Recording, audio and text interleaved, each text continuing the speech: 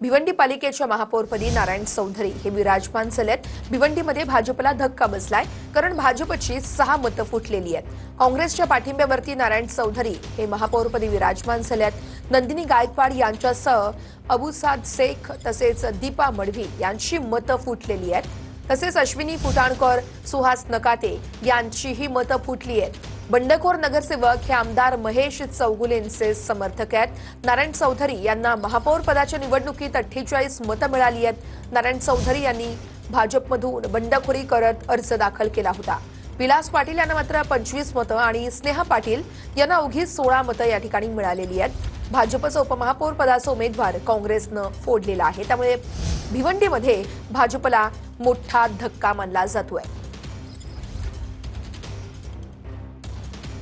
काँग्रेसच्या पाठिंब्यावरती नारायण चौधरी यांनी आता इथं ही सत्ता स्थापन केलेली आहे। भिवंडीमध्ये भाजपला मोठा धक्का। बंडखोर नगरसेवक हे आमदार महेश चौगुलेंचे समर्थक आहेत। तर भिवंडीमध्ये बंडखोरी होऊ नये म्हणून टोकाचा प्रयत्न केला असं रवींद्र चव्हाणांनी म्हटलंय। पक्षविरोधी काम करणाऱ्यांवरती कारवाई करणार असा इशारा देखील चव्हाण देत आहेत। बंडखोरांना आम्ही समजावण्याचा प्रयत्न केला, बंडखोरी करणार नाही असा आम्हाला शब्द दिला, पण बंडखोरी मात्र झाली असं रवींद्र चव्हाणांनी म्हटलंय।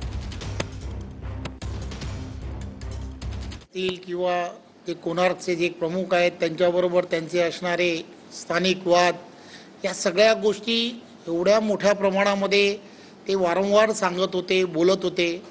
आम्ही फार प्रयत्न केला, जे टोकाचा प्रयत्न ज्याला म्हणतात तो टोकाचा प्रयत्न करत होतो की आपण या दिशेला जाऊ नये।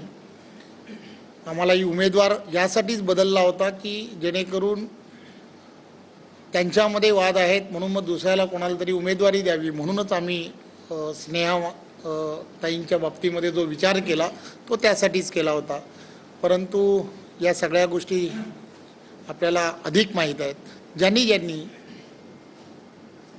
पक्षाचा व्हीपच्या विरुद्ध काम केलं आहे किंवा मतदान केलं आहे, पक्ष त्यांच्या विरुद्ध कारवाई करणार आहे असं आम्ही सर्वांनी मिळून ठरवलं आहे। भिवंडीमध्ये काँग्रेसचे तारिक मोमीन उपमहापौरपदी विराजमान झालेले आहेत। भिवंडीत आपण बघितलं महापौरपदी निवड झालेली आहे आणि आता उपमहापौरांची या ठिकाणी निवड झाली आहे। काँग्रेसचे तारिक मोमीन हे उपमहापौरपदी आता विराजमान झालेले आहेत, तर महापौर नारायण चौधरी हे असणार आहेत।